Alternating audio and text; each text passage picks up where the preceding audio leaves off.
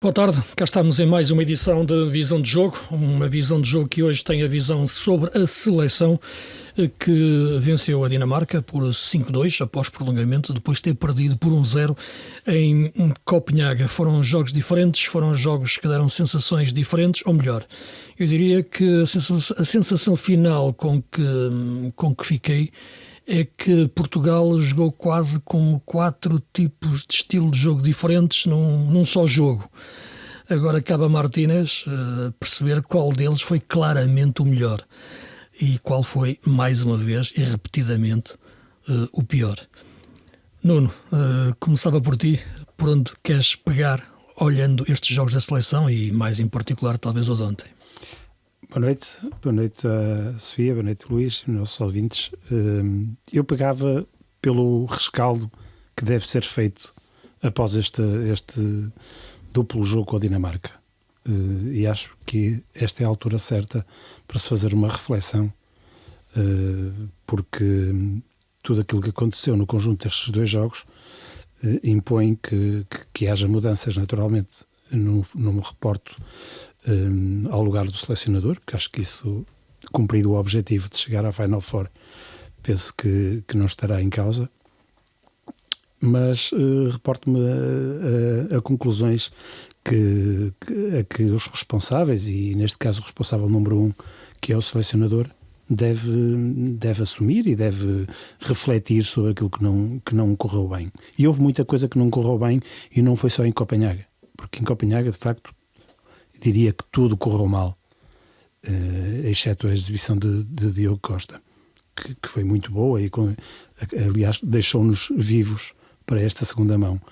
Mas para esta segunda mão deste jogo de Alvalade, eu acho que na concepção da equipa, no momento em que idealizou o 11, Roberto Martínez apostou tudo, esticou a corda, foi o tudo ou nada. Acho que quis assumir uma equipa com muitas individualidades para partir o jogo. Eu sinceramente estava à espera de um jogo com muitos golos, e o que veio a acontecer, porque acho que arriscou o que tinha que arriscar, colocando toda a fé nas nossas individualidades. Acho que foi basicamente isso o que aconteceu. Mas a verdade é que nós tivemos muita dificuldade no jogo com bola, naquilo em que realmente nós somos tradicionalmente muito fortes, com jogadores muito técnicos que temos, de qualidade acima de qualquer suspeita no panorama internacional. Mas acho que a seleção acabou por cometer erros gravíssimos e que nos custaram 2 golos e nos poderiam ter custado mais. Mais uma vez, Roberto Martínez mexeu tarde na equipa, e essa é outra reflexão que o nosso selecionador deve ter. E porque quando não resulta o plano A, não vale a pena esperar muito tempo para assinar o plano B. E o plano B estava no banco e, como se viu, deu resultados. Deu resultados. Por acaso, e os jogadores que entraram foram os jogadores influentes nos 3 golos que ditaram o nosso apuramento, mas eu realço a entrada de Trincão, que acho que todos devemos reconhecer que foi o verdadeiro agitador e o grande desequilibrador da noite de Alvalade.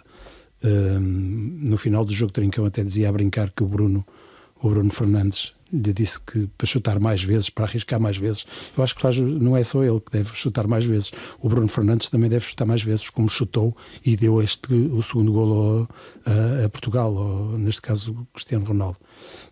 Mas acho que há um conjunto de problemas que devem ser devidamente dissecados, porque Portugal, jogando da forma como jogou esta eliminatória com a Dinamarca, tem muitos problemas para resolver. E não aconteceu só na Dinamarca, poderia ter acontecido, esteve muito perto de acontecer algo muito mau, na minha ideia, que é sermos eliminados pela Dinamarca, e não concordo nada quando Roberto Martínez se queixa de algum desgaste dos jogadores, da fase adiantada da época.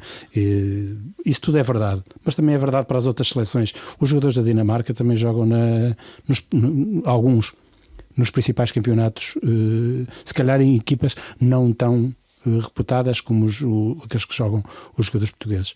Mas jogam também em grandes equipas internacionais, europeias, ou seja, também estão desgastados. Os jogadores de Espanha também estão desgastados, também jogam no Real Madrid, no Barcelona, nas grandes equipas. A Alemanha ontem fez uma magnífica primeira parte e os jogadores são de qualidade internacional e de exigência máxima no quadro competitivo, assim como os jogadores de Itália, que ontem fizeram uma segunda parte espetacular. Portanto, essa questão do desgaste é válida para todos. Não pode ser só válida para Portugal e para explicar que o Bernardo está muito cansado porque joga no City, ou que o Manchester United é carregado às costas pelo Bruno Fernandes. Curiosamente, até temos hoje aqui um dado, há um jogador de campo que até jogou mais que o Bruno Fernandes, embora em posição diferente esta época, e curiosamente também joga em Portugal, que é o Otamendi, jogador de campo com mais minutos no futebol internacional.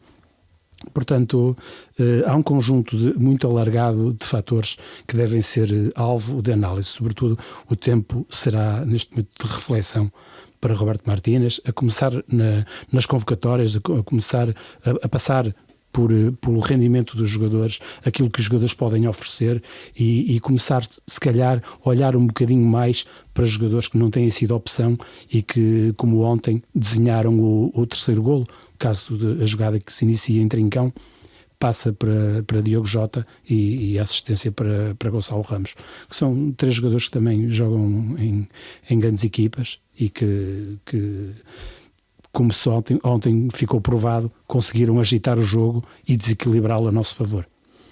Sim, dos vários jogos que eu referi, dos vários estilos de jogo que Portugal teve ao longo destas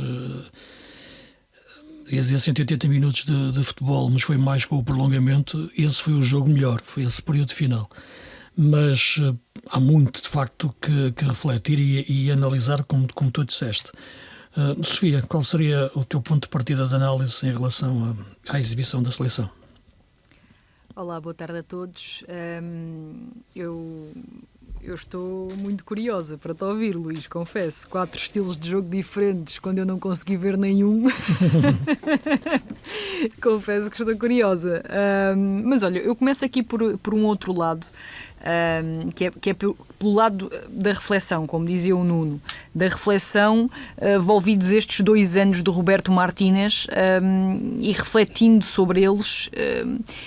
Eu não sei porque é que mudámos de selecionador, porque os problemas que existiam com Fernando Santos permanecem com Roberto Martínez. A verdade é que já ganhávamos com Fernando Santos, portanto Portugal não mudou de selecionador por não ganhar, inclusive com Fernando Santos ganhou um europeu e ganhou uma Liga das Nações. Mudou de selecionador porque se exigia mais a esta geração em termos de qualidade exibicional, qualidade e, se quiserem, competência, porque às vezes não quero que se confunda beleza ou estética futebolística com competência. Eu gosto muito de ver o PSG jogar, gosto menos de ver o Liverpool, mas ambas as equipas são muitíssimo competentes para aquilo a que se predispõem a jogar. Portanto, não tem que ver com estética, tem que ver com competência. E Portugal não é competente. E já não o era com Fernando Santos. E, portanto, envolvidos estes 2 anos, desta troca de Roberto Martínez por Fernando Santos, eu não vejo a equipa melhor, eu não vejo a equipa mais competente, eu não vejo uma liderança diferente, muito pelo contrário, eu não vejo uma renovação da geração que já era exigida com Fernando Santos, não vejo Roberto Martínez a pegar por aí, e nesse sentido custa muito a compreender que com um período já bastante abrangente em termos de raio de ação, Portugal não esteja melhor, se calhar até está pior em algumas coisas. E isso para mim é o que me custa mais, porque se calhar porque me toca aqui alguns jogadores que eu acompanho desde muito cedo, como é o caso do Vitinha, como é o caso do João Neves, que são jogadores que eu acho que nasceram para brilhar na seleção e estão talhados para isso, têm uma qualidade absurda do ponto de vista individual, o Nuno Mendes, e merecem, o Diogo Costa também, merecem estar numa seleção que corresponda a uma equipa forte, com uma identidade, e não estou a ver isso. Eu estou a ver uma geração que que vai sendo desperdiçada, outra que já foi e que não tem assim tantos mais anos para oferecer, como é o caso do Bernardo Silva, do Bruno Fernandes, infelizmente já não vamos poder contar com eles assim tanto tempo, e depois outra que está a crescer, mas a crescer numa anarquia completa em termos de seleção nacional. E isso custa-me particularmente, porque se eu já vi parte de uma geração a ser desperdiçada, não gostava de ver outra a ser desperdiçada. E nesse sentido, gostava de saber também o que é que vocês pensam sobre as diferenças que existiam ou que existem com Roberto Martínez, porque eu não vejo nenhumas, ou se vejo são muito poucas. Portugal não consegue aplicar um futebol com sinergias, com dinâmicas fortes, isso não está a acontecer. E mais, Portugal foi cilindrado por uma seleção, é que não foi uma má exibição, Portugal foi cilindrado por uma seleção que tinha um selecionador há 2 jogos. O jogo Dinamarca-Portugal foi o 3º jogo daquele selecionador dinamarquês. O 3º. E uma equipa que tem um selecionador há praticamente 2 anos foi cilindrada por uma seleção individualmente muito inferior à portuguesa, mas que conseguiu ser muito mais equipa do que a seleção portuguesa, com um selecionador que já lá trabalha há 2 anos. Isto é grave. E tem sim de soar os alarmes, tem sim de se colocar as coisas em causa, tem sim de haver uma reflexão profunda sobre o trabalho que está a ser feito pela Federação e no caso mais concreto, na equipa principal de futebol, na seleção principal de futebol. Porque quando tu fazes uma mudança, tu esperas que essa mudança tenha efetivamente traga rasgo, traga ar puro, traga mais competência, e sinceramente eu não vejo mais competência em Roberto Martínez do que via com Fernando Santos. Vejo a mesma seleção liderada pelos mesmos estatutos, com os mesmos problemas em termos de comunicação, com a mesma falta de sentido de autocrítica, com uma carrada de decisões que não são explicadas de forma honesta para as pessoas, e um selecionador que se embrulha em explicações muito pouco honestas do ponto de vista intelectual. E isso deixa-me sinceramente infeliz e triste, que os protagonistas do jogo utilizem o seu espaço mediático para tentar enganar os outros. É algo que me toca particularmente quando ouço um selecionador nacional dizer que não convoca Gonçalo Ramos porque Gonçalo Ramos não tem experiência na Liga das Nações. Isto é um desrespeito não só para Gonçalo Ramos, mas sobretudo para quem o está a ouvir e acha, neste caso Roberto Martínez, que pode enganar as pessoas desta forma, ou que as pessoas vão cair nesta casca de banana mal feita, mal remedilhada. Portanto, isto para mim é tudo o que está a passar em torno da seleção neste período. Acho que é demasiado patético, para não utilizar outro termo. Acho que é demasiado patético o que está a acontecer para que fiquemos calados e apenas aqui de vez em quando a olhar para as exibições. Acho que isto vai muito, muito além das exibições boas, menos boas, das vitórias, das derrotas. Isto é um problema de fundo da própria Federação Portuguesa de Futebol, e acho que sim, que deveria mudar rapidamente. Sim, aquilo já agora, em relação à tua curiosidade, a questão que eu falava e em relação àquilo que suporta também um pouco a minha visão dos diferentes estilos, os 4 estilos, referia-me naturalmente mais não só às estruturas, que têm dinâmicas diferentes, mas sobretudo os jogadores em campo que lhe foram dando vida. E esses 4 estilos, porque não chegaram a ser ideias, tem a ver desde o jogo da Dinamarca, com aquela aposta na dupla João Neves-Vitinha no centro do campo, em que a equipa de Portugal nunca conseguiu definir nem zonas de pressão, nem zonas de saída, a equipa toda, e foi completamente amassada pela Dinamarca, e só o Diogo Costa nos salvou de um resultado pesado. Essa foi a primeira. A segunda foi em inversão no início do jogo, já em Alvalade, onde deixa cair João Neves e aposta em Bernardo Silva, falando muito na questão da experiência, sempre um mito dos jogadores experientes, em relação a João Neves, e até falando na questão dos 100 jogos do Bernardo Silva. A terceira foi aquela quando finalmente começou a acender uma luz, foi quando entrou o Jota e saiu o Rafael Leão, que é outro jogador que também talvez mereça uma análise particular, porque entrou ali finalmente outro tipo de ideia que possa ser personificada num jogador, mas que tem um transfer na movimentação, na forma de jogar. E a quarta, que é aquela que eu disse, que foi claramente a melhor, e agora cabe a Martínez descobrir destas 4 qual foi a melhor, foi aquela em que lança Trincão, que entra ao minuto 82, que se junta a Jota e depois também a Gonçalo Ramos no prolongamento. E, portanto, nesse momento Portugal passou a jogar com os laterais por fora e os extremos por dentro. A partir daí fizemos dançar a Dinamarca e vencemos bem, jogando bem, frente a uma Dinamarca que naturalmente aí já estava mais cansada e, como o Jota disse, e bem, reconhecendo no final do jogo, tínhamos mais soluções no banco do que os dinamarqueses. Portanto, destes 4 estilos, ideias, momentos, esboços que Martínez fez, diria que claramente, se o repetidamente outra vez, que os primeiros 2 são errados, o terceiro teve ali um esboço, uma luz chamada Jota, e o quarto foi o melhor.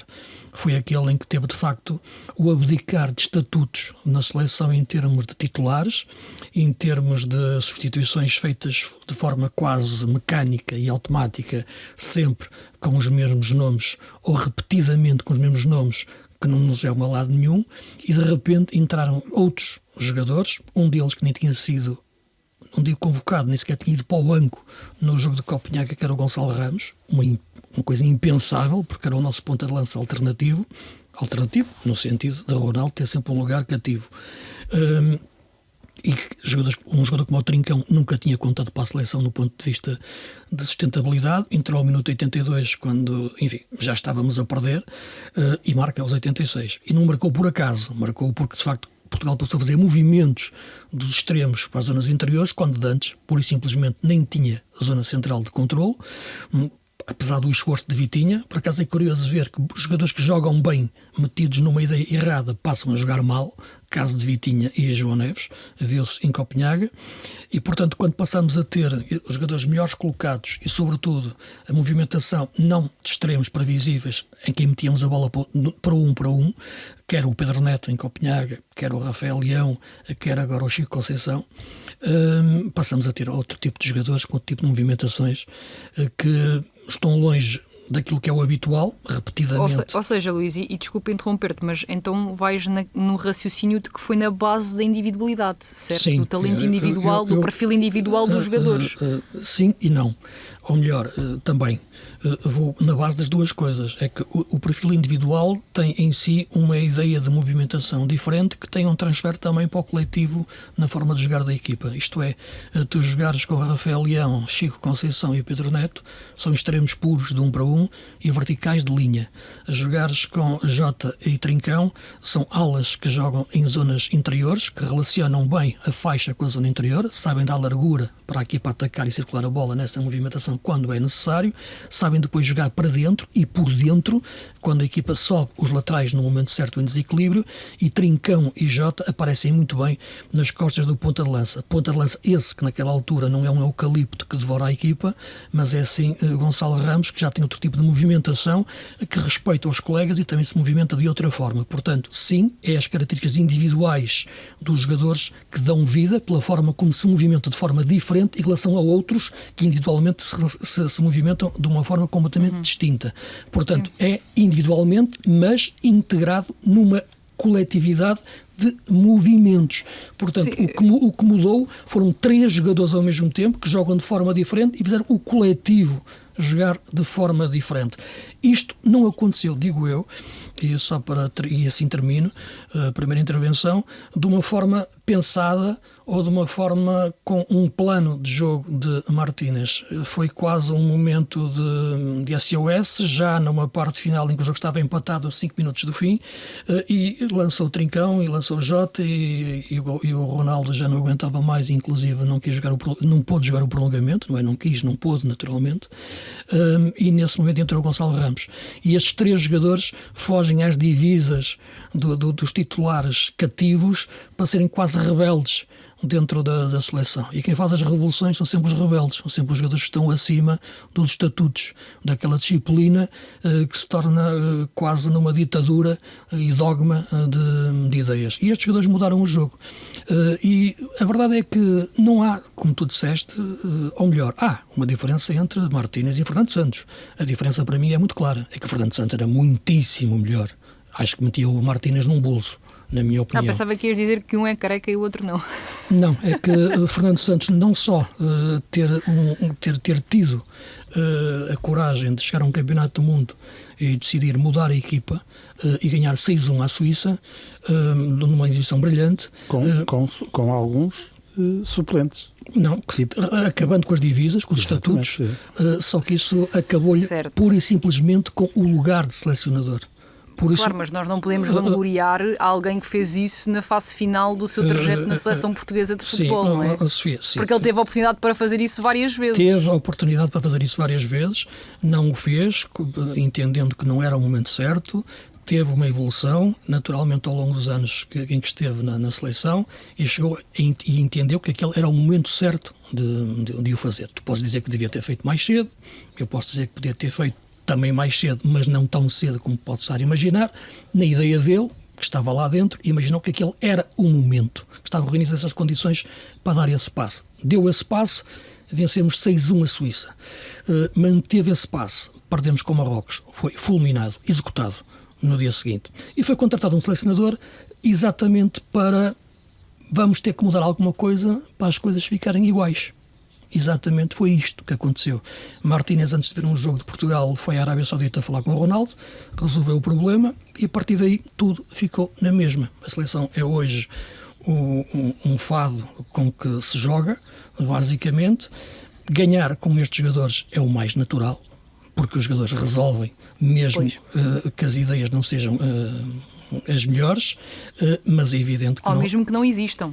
Mas não temos, naturalmente, uma forma de jogar. Isto é, os jogadores não estão convictos daquilo que vão fazer em campo e, por isso, naturalmente, os jogadores que vimos fazer exibições brilhantes, como Vitinho e João Neves, poucos dias antes, poucos dias depois, são jogadores como sombras errantes em Copenhaga. Claro que sim, que temos um problema de selecionador, mas antes disso temos um problema de quem escolhe o selecionador e permite que a seleção seja hoje um lugar de jogadores mimados e cativos, na maior parte do tempo. Os jogadores não estão tranquilos também e não têm essa convicção de que falas. Há jogadores melhores para jogar que entraram e resolver. Sim, também concordo, mas a maior prova da intranquilidade dos jogadores é Rubén Dias, que é um jogador, quanto a mim, e acho que estamos todos de acordo, à prova de bala, porque raramente comete erros.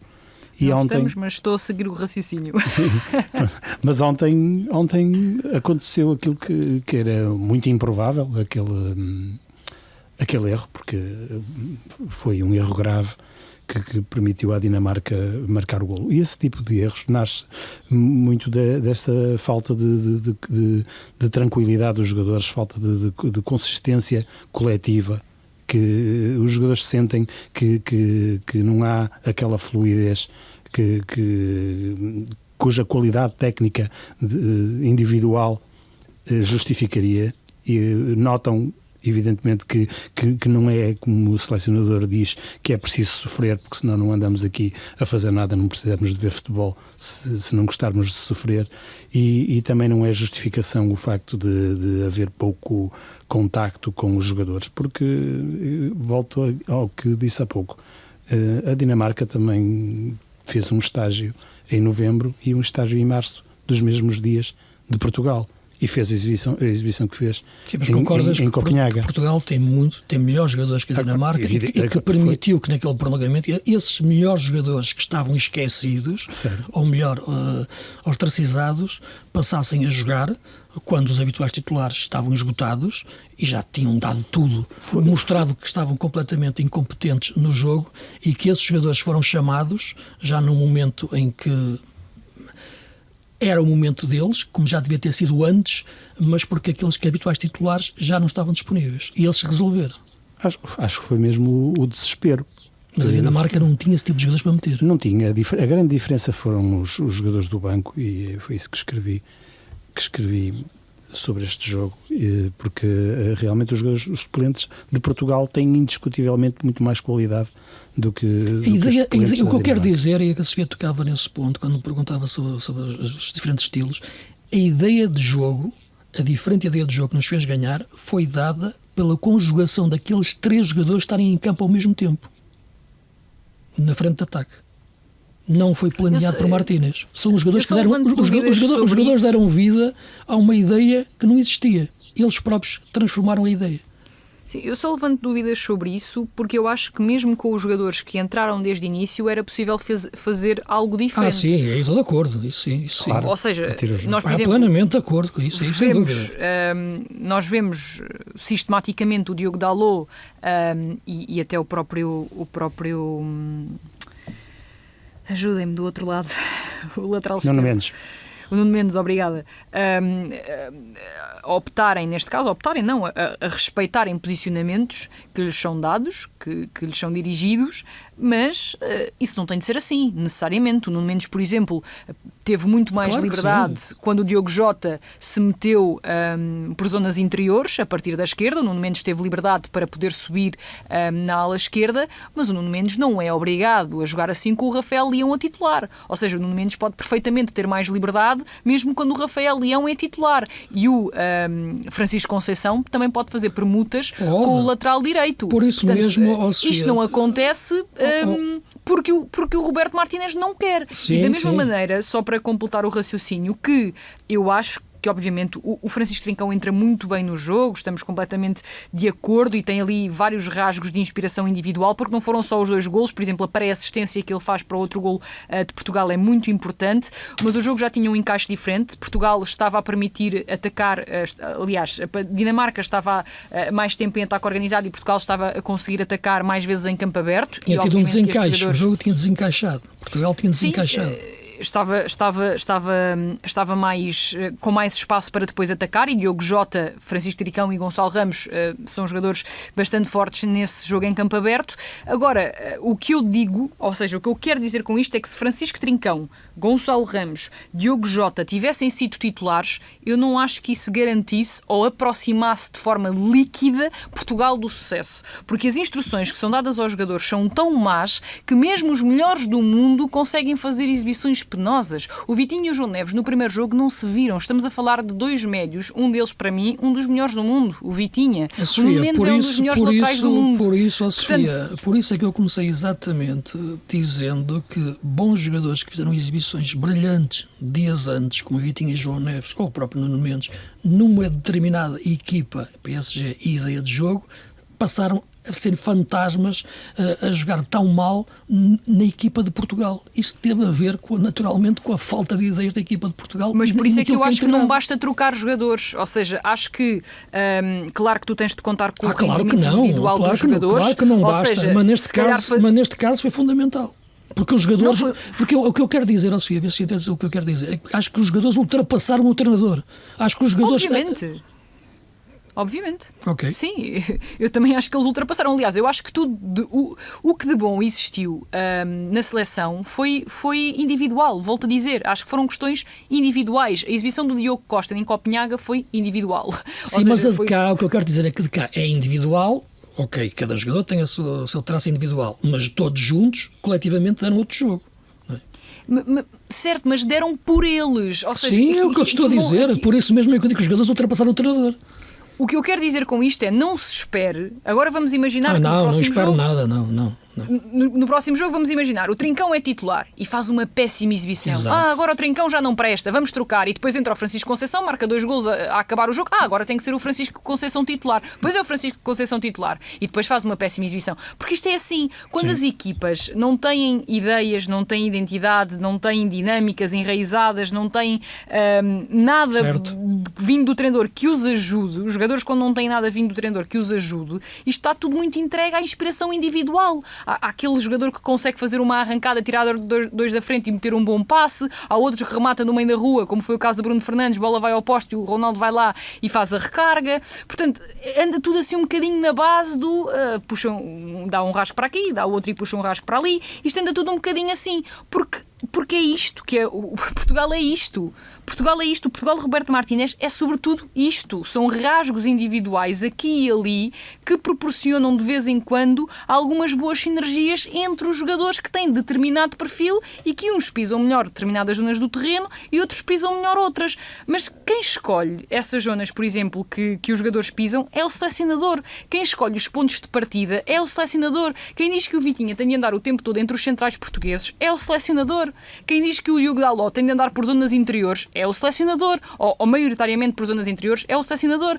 Portanto, nesse sentido, a falta de dinâmica, a falta de intrusamento no último terço, por exemplo, porque Portugal não foi mais do que uma seleção que cruzava para a área sem grande critério, aí nota-se que não há ideias, nota-se que não há uma ideia de jogo. Uma identidade. Uma coisa... Queres falar um estilo de jogo que tu reconheces na seleção portuguesa, como vês, por exemplo, na Espanha? Exatamente, ou na Alemanha. Perdendo ou até mesmo se quiseres ir ao limite em Itália, que foi foi uma seleção ultraconservadora no europeu, mas havia uma ideia. A ideia era aquela, gostemos menos. Como a França jogou, te reconheces uma identidade, um padrão.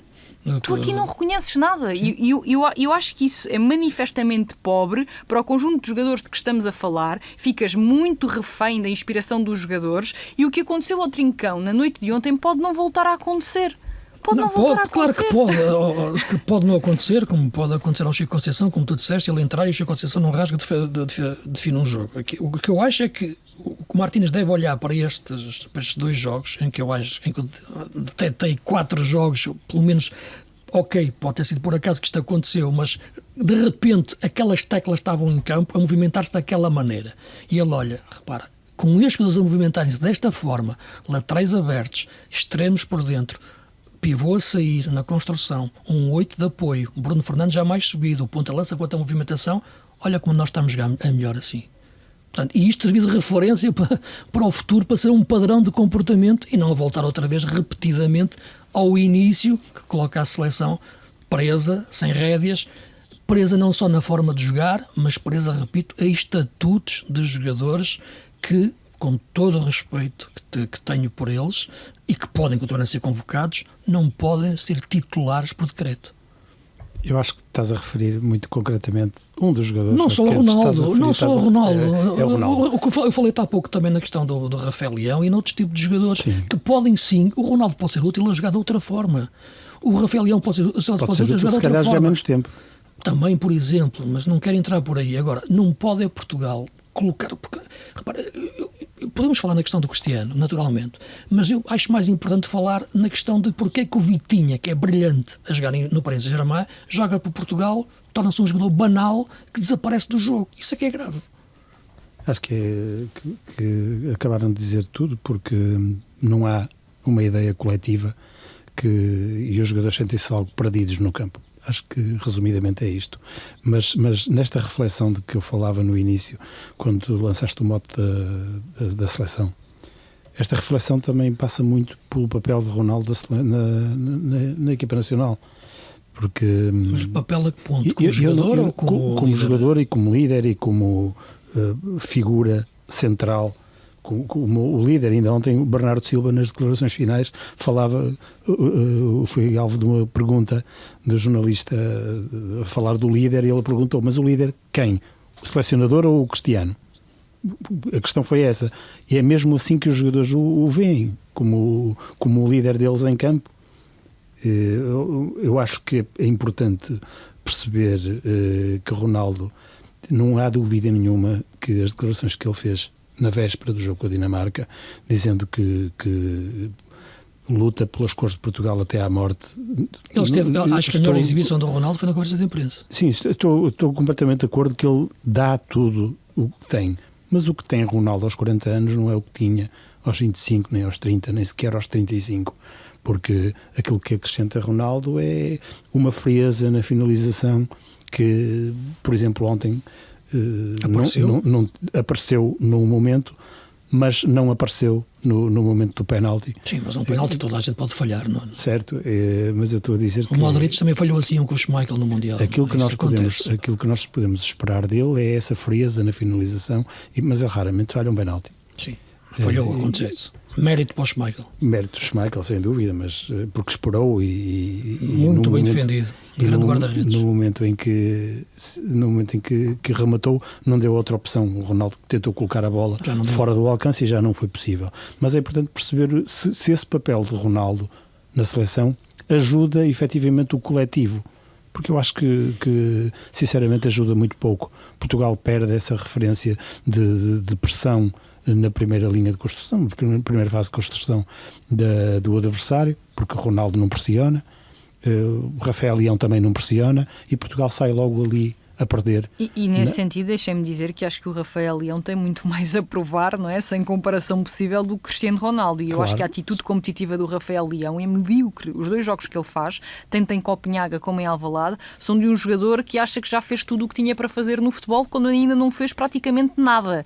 Tem uma atitude anticompetitiva na maior parte do tempo, tira jogadores da frente com imensa facilidade, ok, muito bem, mas depois não consegue definir bem um lance. Foi preciso Nuno Mendes ir às zonas adiantadas para o cruzamento sair bem, para o último passo sair bem. Rafael Leão está ali sem conseguir ter qualquer consequência das suas ações e, sinceramente, se a Ronaldo se pode permitir certas coisas, até pelo momento de carreira em que está e, enfim, Rafael Leão não tem, digamos assim, estatuto futebolístico para jogar pela seleção como se estivesse a jogar, não sei, com os amigos no ringue, porque eu, sinceramente, olhando para o talento que o Rafael Leão tem e para aquilo que ele consegue fazer em termos de transformação do que coloca dentro de campo, acho que é um desperdício enorme.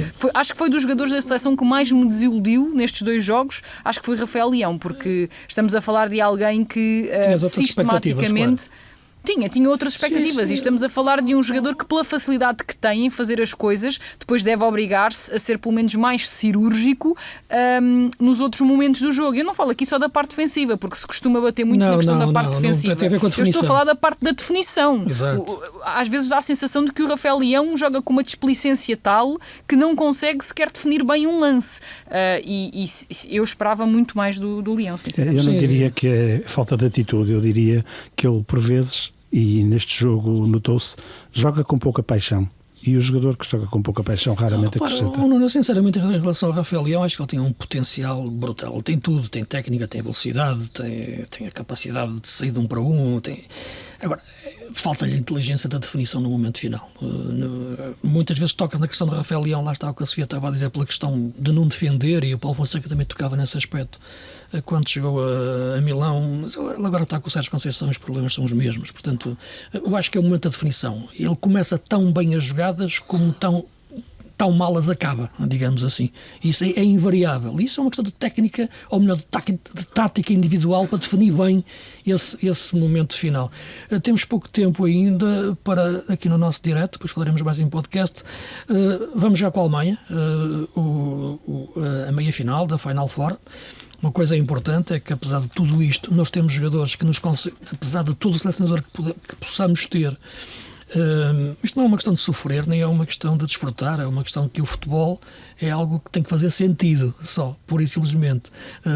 Não é encontrar lógica, porque nos resultados é só percebermos que estamos a jogar da melhor forma e perdendo ou ganhando, da melhor forma possível. E, portanto, vamos estar onde devemos estar pelos nossos jogadores, que é na Final Four, e vamos jogar contra a Alemanha. Na Alemanha, difícil, mas acho que a melhor seleção portuguesa a jogar bem discute o jogo de igual para igual com os alemães.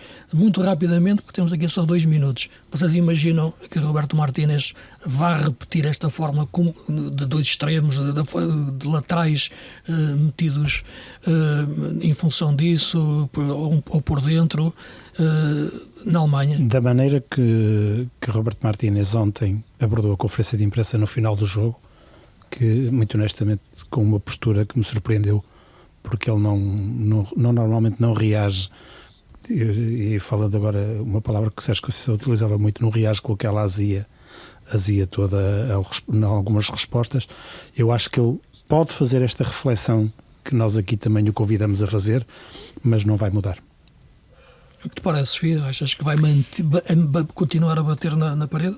Sistematicamente, ou seja, olhando para o histórico, não há grandes esperanças, digamos assim. Não vejo o Roberto Martínez a mudar do dia para a noite. Não acho que a lógica nos encaminhe para aí, mas também pode surpreender, porque lá está. Como não há uma grande raiz de jogo, como não conseguimos ver essa identidade, e uma seleção sem identidade é uma seleção que flutua muito na base, não só do adversário, mas também das fezadas, acredito que possa ter uma fezada qualquer e mudar qualquer coisa para o jogo com a Alemanha. Agora, em termos de lógica, de histórico, de lógica não, mas de histórico, o que o histórico diz é que Roberto Martínez vai continuar a carregar nas suas ideias, sendo que há uma coisa que pelo menos tem alguma consistência, que é a troca de um médio por Rubén Neves e a troca de Diogo Dalot por Nelson Semedo. Isso geralmente acontece sempre. São duas substituições que Roberto Martínez faz sempre, independentemente do que esteja a acontecer. O que também não compreendo muito bem, mas sinceramente, em termos de equipa, a Alemanha é muito melhor do que Portugal. Em termos individuais, as seleções não estão nada distantes. Até me arrisco a dizer que Portugal tem uma seleção melhor do que a seleção alemã. Depois pode ter um ou outro jogador melhor, ou seja, comparativamente pode ter um ou outro jogador, mas em termos globais acho que Portugal é superior, e nesse sentido foi como disseste, uma seleção que tem a qualidade que Portugal tem, mesmo jogando mal, pode sempre conseguir ser competitiva. Cá estaremos para ver e para falar com a nossa paixão, porque aquilo que nós queremos é que Portugal jogue bem, e a partir daí, ganhar ou perder, isso já é outra questão. É a minha ideia, sempre foi, porque assim me divirto mais, e não é uma questão de sofrer ou não, é uma questão de saber ver futebol. E acho que todos estamos de acordo com isso, todos aqueles que nos estão a ouvir. Continuando a falar daquilo que é a atualidade, e a atualidade é a seleção, só aqui um pormenor, porque a semana passada não falamos, um pormenor, que fiquei um por maior, que é a venda do Kenda ao Chelsea, um grande negócio para o Sporting, um grande negócio em termos de valores. Veremos se aquilo que é o rendimento do Kenda, do que seria, porque é um jogador muito novo, estamos a falar de alguém com 17 anos, o Essugo também vai, não é? Portanto, no negócio, mas o Kenda ainda fica mais um ano, e estávamos a falar da seleção. O Kenda esteve bem sentado no banco durante estes 90 minutos, aqueceu durante algum tempo, e mais uma vez foi à seleção fazer número. É essas ideias que bloqueiam completamente muitas vezes a afirmação dos melhores jogadores em nome das tais divisas dos titulares automáticos. Vocês veem o Kenda, ainda vai passar uma época em Portugal, acho que é um miúdo tranquilo e vai fazê-la sempre no máximo nível no Sporting, e para o Chelsea quando tiver quase a fazer 19, né? Entre 18 e 19 anos. Eu acho que quando o Kenda estava a aquecer e aconteceu aquele segundo gol da Dinamarca que nos deixou em posição muito complicada, sim, o 2-2, em posição muito complicada, estávamos eliminados naquela altura. Eu achei sinceramente que ia entrar Kenda dentro daquela lógica de surpreender, e tendo em conta que é um jogador que está num extraordinário momento de forma, que acrescenta imenso ao Sporting, como temos vindo a falar aqui nas últimas semanas, e que, conhecida a sua transferência para o Chelsea, que para um jovem de 17 anos pode sempre mexe necessariamente com a cabeça de qualquer jogador, quanto mais para um menino de 17 anos, a exibição seguinte dele foi ao mesmo nível. Sim. Portanto, um nível muito elevado. Portanto, achei sinceramente que seria a vez de Kenda. Neste caso, tenho que concordar com o Roberto Martínez. Ainda bem que meteu Trincão em vez de Kenda. Mas uma coisa não era incompatível com outra, e as ideias podiam ser compatíveis em momentos diferentes. E Kenda até poderia ter desequilibrado. Sim, poderia ter sido Kenda o herói nacional. Não, o Kenda não tem de entrar por decreto para bater recordes, como já se ouviu por aí, ou porque tinha uma marca para alcançar. O Kenda pode entrar e pode ser opção para a seleção, porque é um jovem com um talento incrível e fora da curva para a idade que tem. Esse é o ponto. Esse é o principal ponto, aliás. Eu acho que é o único. Mas aqui... Exato. Depois, eu disse principal porque depois existem outras coisas no caráter do jogador que me parecem importantes até para a forma como tem evoluído. Estamos a falar de um jogador que, para a idade que tem, a maturidade que apresenta, não só do ponto de vista da tomada de decisão, mas da competitividade que põe nas suas ações, é algo invulgar, porque geralmente estes jogadores que têm manifestamente mais recursos do ponto de vista ofensivo, às vezes podem desleixar-se um pouco nas outras ações, e não é verdade. O Kenda é muito, muito abnegado em todos os momentos. É um jogador que coloca muita energia no jogo, para trás e para a frente. Agora, se nós formos olhar para a linha cronológica do Kenda na seleção, se calhar começa com uma convocatória completamente fora da caixa. Acho que nem os maiores admiradores de Kenda esperavam que aquela convocatória existisse. Eu lembro-me de Rubén Amorim dizer na conferência de imprensa que ficou surpreendido, não por Kenda não ter talento para estar ali, mas porque se calhar ninguém estava à espera que com os jogos que o Kenda fez fosse logo chamado para a seleção. E começamos até ou seja, algo que se calhar ficámos surpreendidos e pensámos, a sério, o Kenda já a ser convocado, boa, não sei o quê, porreiro, e começa assim a história de Kenda na seleção, mas depois a partir daí são tiros nos pés atrás de tiros nos pés. É a não utilização do Kenda num jogo que estava arrumado e poderia até ser, na minha opinião, uma boa forma de lançar um jogador, de trazer, porque isto também é sobre as pessoas, porque isto também traz as pessoas para a identificação com a seleção. Tu teres um talento destes ali a aparecer numa seleção nacional, com a idade que tem, acho que isto também aproxima o povo da seleção, quando tu vês um jogador especial a aparecer, e Roberto Martínez não quis ir por aí num jogo que estava arrumado, que Portugal tinha conseguido decidir de forma relativamente fácil. Depois há outra questão, que é não voltar mais à frente, não convoca o jogador, depois de ter dito que, e ter cavalgado na convocatória de Kenda como tendo dado abriu a porta para um rejuvenescimento, para dar um próximo passo para as novas gerações. Diz isto de forma muito pomposa, dá todo um brilho às suas declarações, mas depois na convocatória seguinte não convoca o Kenda.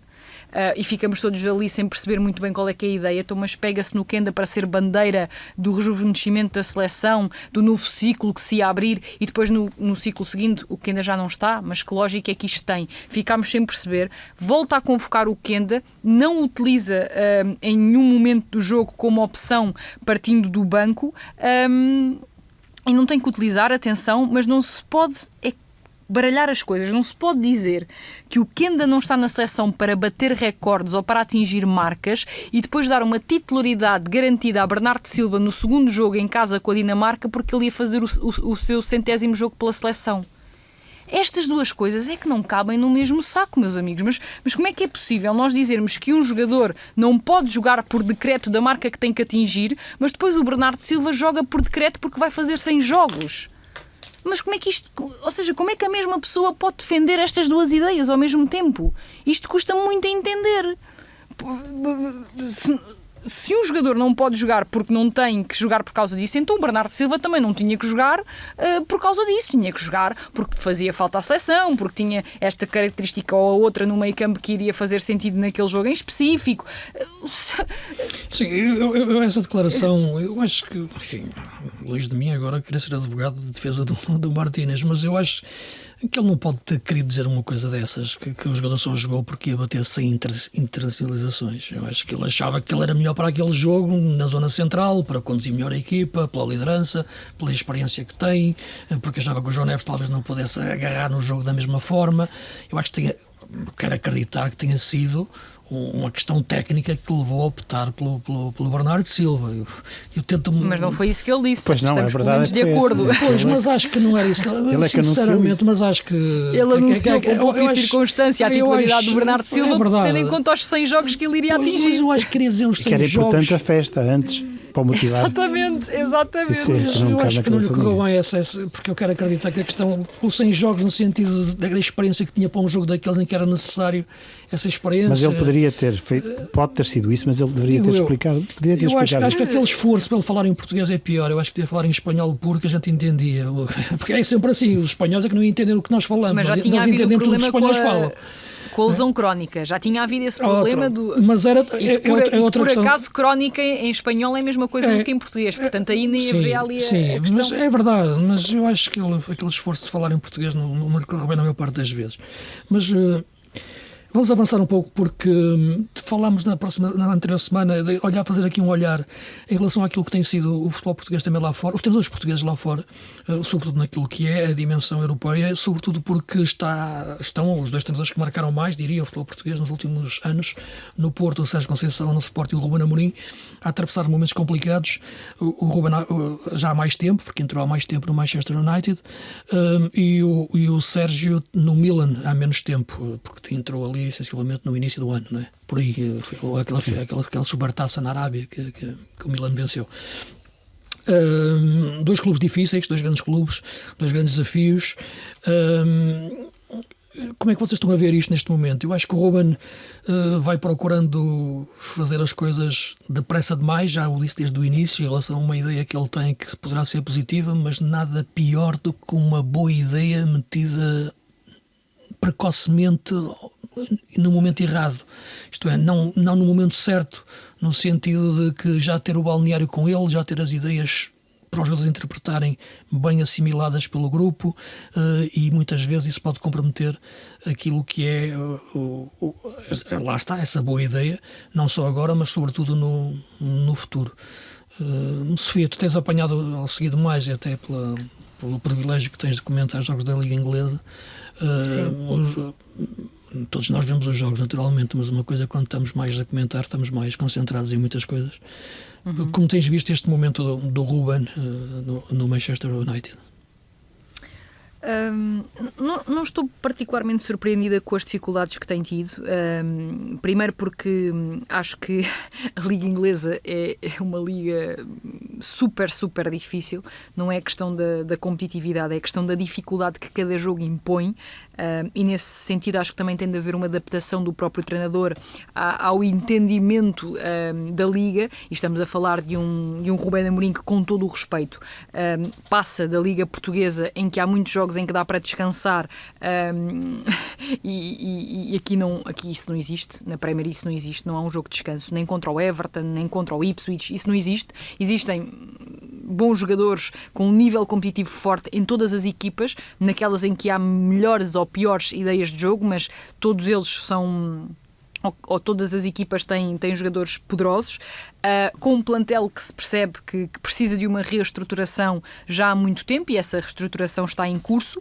Depois, não é errado dizer que há equipas do meio da tabela com melhor plantel do que o Manchester United, com tudo o que isso diz sobre, se calhar, mais do que dizer sobre os outros, diz sobretudo da história recente do Manchester United. Mas, por exemplo, eu olho para o plantel do Newcastle, olho para o plantel do Bournemouth e não vejo um plantel inferior ao do Manchester United em praticamente nada, e isso também, a culpa também foi das pessoas que olharam e que produziram o plantel do Manchester United. Há vários jogadores em fim de ciclo, Casemiro, Christian Eriksen, sei lá, até posso olhar para o próprio guarda-redes, o Onana, que sempre se percebeu que tem vários problemas no que toca à sua regularidade, pelo menos do ponto de vista positivo. Próprio Maguire, que de resto nem tem sido dos piores desde que Ruben Amorim chegou, mas é um jogador já com um calvário muito pesado na Premier. Depois há outros a explotar que me parece que sempre tiveram mais estatuto do que propriamente grande talento, caso do Garnacho, o caso do Rashford, que são jogadores da casa, digamos assim, mas que se percebe que são muito inconsistentes no que concerne às suas ações individuais, são jogadores de quantidade e não propriamente de qualidade.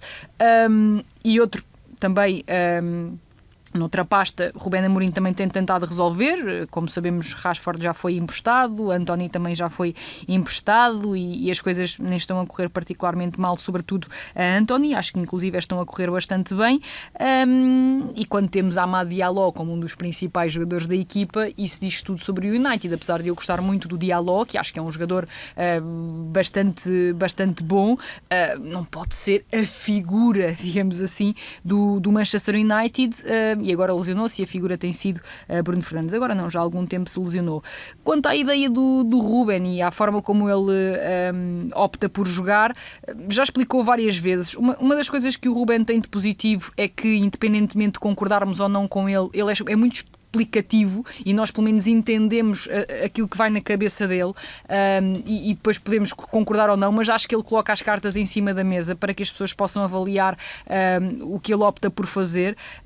Eu particularmente acho que às vezes se diz que os treinadores são teimosos, quando na verdade o que os treinadores fazem é jogarem como sabem e se calhar não sabem jogar de outra forma, e eu acho que no caso do Rubén Amorim é muito isto. Não é uma questão de teimosia, é uma questão de ele não saber jogar de outra forma. É uma questão de ele não se achar suficientemente bom para treinar de outra forma, para aplicar outras ideias dentro de campo, porque se nós formos olhar para o seu percurso enquanto treinador, ele nunca se despegou de algumas ideias base, foi conseguindo criar variabilidade nas suas equipas, mas algumas ideias bases vão sempre estar lá, e geralmente é um treinador que de uma época para a outra não gosta de fazer grandes revoluções, gosta de ir implementando uma ou outra coisa, mas não gosta de implementar coisas novas com muita... ao mesmo tempo. Sim, nesse sentido. E portanto eu acho que o United está a jogar pior agora para poder jogar melhor no futuro. Isto é o que eu espero, não sei se é o que vai acontecer. É o que todos esperamos, mas isto é o que eu espero. Mas isso Sim. É uma questão, enfim, porque a construção tem que ser feita e o tempo de construção nos clubes respeita determinadas etapas de crescimento que não estão a acontecer, e esta época de facto é assustadora, e só não é mais assustadora porque os 3 que estão na zona de descida não fazem pontos, porque senão de facto poderia ameaçar o Manchester United. Eu percebo quando dizes que o Ruben não sabe, enfim, acredito que tem ali algumas aspas no que referiste, outra ideia de jogo, mas sobretudo é outro sistema, porque o Ruben que começou no Sporting era muito diferente do Ruben que saiu do Sporting na forma de jogar, uma equipa em bloco mais baixo, sim, e uma equipa já com outro tipo de movimentação. E ele aplica de resto algumas vezes essa equipa mais conservadora no United. E acho que essa variante que ele tem, sem fazer juízos de valor de gostares mais ou gostares menos, gostarmos mais ou gostarmos menos de uma forma ou de outra de jogar, demonstra convicções, e as equipas podem... Uma equipa a jogar bem, na minha opinião, não é uma equipa a jogar como eu quero, é uma equipa a jogar bem de acordo com as ideias que tem e elas darem resultado, darem resultado no sentido que estão-se a reproduzir em campo. Ganhar ou perder, repito, é sempre outra coisa. Nuno, como é que tu vês este momento do Ruben? Acho que Ruben Amorim foi para o Manchester United com um convite irrecusável, porque quem é que pode recusar o Manchester United? Acho que muito poucos. Primeiro diz que sim, depois pensa-se. Exato. Fez o diagnóstico, porque uma coisa é saber que tinha um plantel desequilibrado e que as opções não lhe dariam grandes ilusões de se chegar sequer aos lugares europeus, ou pelo menos ele teria essa noção.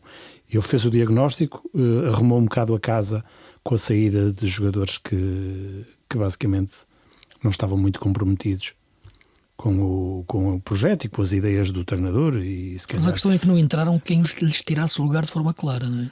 Sim, falta na questão do Rashford, por exemplo, que é o mais evidente. Acho que também foi necessário ali alguma folga financeira, e custa-me muito a acreditar que o Ruben Amorim já não tenha tudo idealizado para a próxima época. Os jogadores que quer, os alvos que identificou, porque, como a Sofia disse há pouco, e bem, há vários jogadores aqui do plantel completamente em fim de ciclo, e até acrescentaria eventualmente Mason Mount, que até nem é um jogador perto dos 30 anos, tem 26. Bom jogador. Mas não, nada tem acrescentado. Luke Shaw também me parece estar no fim da linha, até Lindelof.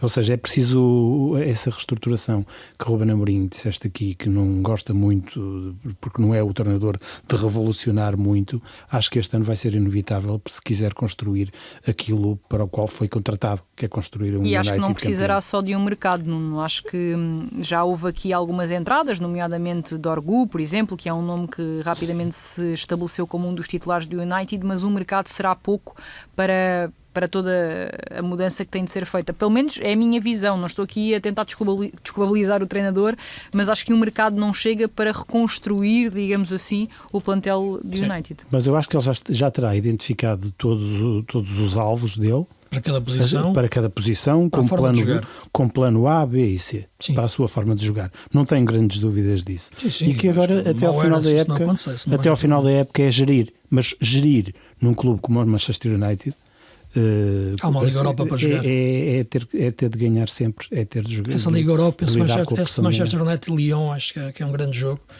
E o Manchester United tem uma palavra na Liga Europa, não é? Uma palavra muito grande, apesar das dificuldades pode que o plantel ser tem. A grande saída do Ruben. E a rampa de lançamento para a próxima época. Sim, temos pouco tempo.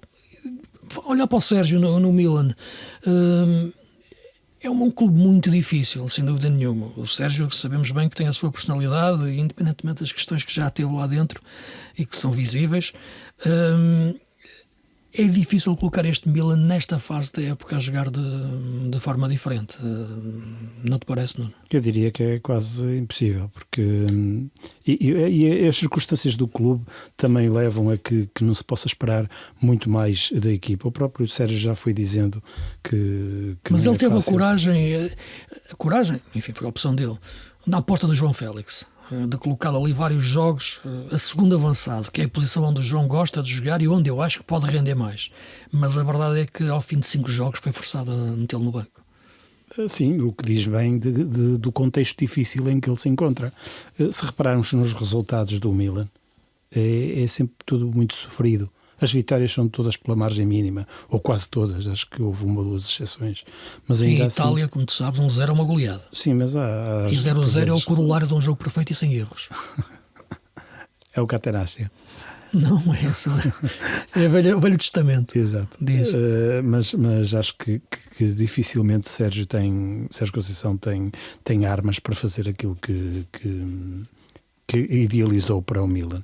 Eu acho que é um bocadinho na linha de Ruben Amorim. Ele foi para o Milan com o sonho de...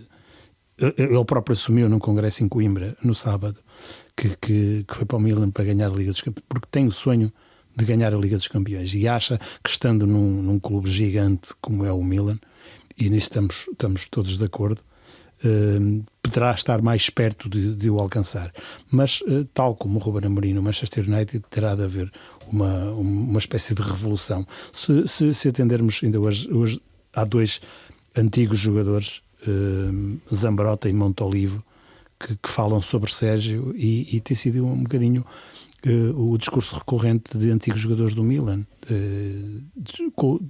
culpabilizar os jogadores, culpabilizar a estrutura e dizer que o treinador se calhar é o menos responsável por aquilo que está a acontecer.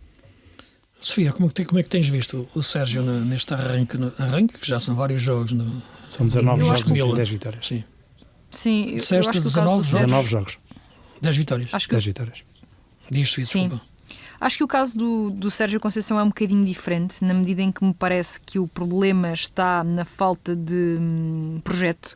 Se por um lado Ruben Amorim e a estrutura atual do United parecem ter um caminho, parecem ter um rumo, podemos gostar mais ou menos, mas parece realmente haver um rumo e as pessoas estarem alinhadas, todas a olhar para o mesmo lado. No caso do Milan, isso não me parece existir e, aliás, pareceu-me logo que não existia quando se trocou Sérgio Conceição por Paulo Fonseca, simplesmente porque estamos a falar de 2 treinadores com ideias completamente diferentes em termos futebolísticos, e quando tu trocas dois treinadores deste perfil, quando tu substituis um pelo outro, acho que logo aí tu demonstras que estás um bocadinho à nora, permitam uma expressão, e eu acho que não só mostraram que estavam à nora, como vem intensificando essa ideia numa questão de gestão de individualidades, de gestão de egos. Os treinadores parecem estar abaixo do estatuto dos jogadores, a forma como os jogadores se comportam dentro de campo, fora de campo, com muitos casos que não ajudam, porque em termos de plantel, sinceramente, eu olhei para o plantel do Milan, olhei para o momento que o clube atravessava e julguei desde primeiro minuto que o Sérgio Conceição podia ser o treinador certo para resgatar um bom plantel e para fazer com que os jogadores acreditassem na sua ideia, tendo em conta o papel de underdog que hoje em dia o Milan tem na Liga Italiana. E como sabemos, Sérgio Conceição sempre se deu muito bem com esse papel, não só como demonstrou no primeiro ano em que chegou ao Futebol Clube do Porto, mas também como foi demonstrando ao longo dos anos no Futebol Clube do Porto na Liga dos Campeões. E esse mérito de Sérgio Conceição acho que poderia ser replicado no Milan de agora. Por vários fatores, acredito eu, isso não está a acontecer, mas, claro, tenho de ser honesta, como sou sempre, e olho para o plantel do Milan, olho para algumas exibições do Milan e acho que é possível fazer muito melhor com aquele plantel. Acho que o Milan não só tem jogadores que estão completamente talhados até para outros voos, como é, por exemplo, o caso de Reinders, o médio neerlandês, que para mim entra diretamente no lote de melhores aí do panorama europeu. Depois também já teve a oportunidade de fazer algumas contratações, relembrar, por exemplo, a vinda de Kyle Walker, próprio João Félix que já referiste, o Jiménez, que também é contratado a peso de ouro para se juntar à equipa, mas é realmente uma equipa que tem variabilidade nas opções. Há jogadores que partem do banco muitas das vezes e que conseguem fazer a diferença quando dali saltam. Há, por exemplo, olhando atualmente para o plantel do Milan, Pulisic voltou a uma forma que já vinha sendo habitual nele, e nem sempre é o titular absoluto, ou não foi nos primeiros jogos de Sérgio Conceição. Portanto, acho que matéria-prima existe, acho que existe para fazer melhor, mas também acho que há questões extracampo que podem complicar e têm vindo a complicar e muito o trabalho de Sérgio Conceição por lá. Ok, ficamos por aqui esta semana porque temos pouco tempo. Também gostava de falar de outros treinadores, né? Falarmos dos treinadores portugueses, nomeadamente a questão do... Dar também um méritozinho ali ao Nuno Espírito Santo, não é? Que tem feito uma campanha incrível no Forest. No Nottingham Forest. E mesmo o Marco Silva no Fulham, que estabilizado. Sim, não é fácil tantos anos no futebol inglês e mostrar sempre esta consistência de qualidade e para mim o Fulham dele desta época ainda consegue ser melhor do que o da época anterior, pelo menos em termos de ideia de jogo. Sim, também estou de acordo contigo. E olhar naturalmente para o patriarca Mourinho no Fenerbahçe. Não é fácil treinar na Turquia, mas ele continua a lutar contra o mundo. Caiu frente ao Rangers nos penaltis na conferência. Não sei se ele não estará por aqui em setembro. A federação mudou também, é preciso dizer, o presidente. Não sei se não será uma hipótese. Deixo essa ideia, porque acho que é, neste momento, o mais lógico para a carreira dele é a seleção portuguesa. Não estou a dizer que não és o primeiro a dar essa ideia. Não és o primeiro a dar essa ideia. Não sou o primeiro e há muito tempo que eu digo. E ele próprio já manifestou o interesse. Já, e está na idade para isso. Vamos ver. Falaremos também disso num dos próximos... E Abel que pode ganhar mais um título, o Paulistão, esta semana. Sexta-feira joga a segunda mão da final. É verdade. Embora tenha perdido em casa o primeiro jogo. Com o Corinthians. Jogo com o Corinthians e o Campeonato Brasileiro que já começa já na próxima semana, o Brasileirão. E dizer isto porque a Sofia quer saber essas coisas. Aliás, eu estou aqui caladinha porque já estou aqui a apontar tudo. E o Neymar está alusionado, para surpresa geral. Mas devias ter visto o México vencer o Panamá. Devias ter visto, enfim. Com Jiménez, não é? Em grande plano. Sim, mas sobretudo sofri muito pelo meu Panamá, embora ter festejado aquela vitória frente aos Estados Unidos e a forma como festejaram o golo em cima da tribuna da CBS Sports, agarrados ao Thierry Henry, foi bonito. Só no Panamá é que acontecem estas coisas. Eu muitas vezes tinha dito que eu gosto muito da seleção do Panamá e cada vez mais. Perdemos ontem frente ao México, mas jogamos muito. Merecíamos ter ganho. A Nova Zelândia venceu a Nova Caledónia, portanto também é importante saber isso. Mas Chris Wood lesionou-se, que é uma má notícia. É verdade. É uma má notícia. Nuno Espírito. Sobretudo para a Nova Zelândia, porque praticamente vive o Chris Wood. E para o Nuno. E para o Nuno. Sei, na Nottingham. E também olhar os eliminatórios na América do Sul, que estão a ser grandes jogos. A Argentina venceu muito bem no Uruguai, a jogar muito bem. E vai haver agora o jogo com o Brasil. O Brasil, o presidente, praticamente compra as federações todas e volta a reeleger-se para um novo mandato, né? Impedindo o Ronaldo Fenómeno até de ser candidato. Uma coisa incrível que acontece no Brasil, que vai jogar agora com a Argentina, numa fase de qualificação onde se está a ver um grande Paraguai a renascer. e acho que é uma equipa que vale a pena ver.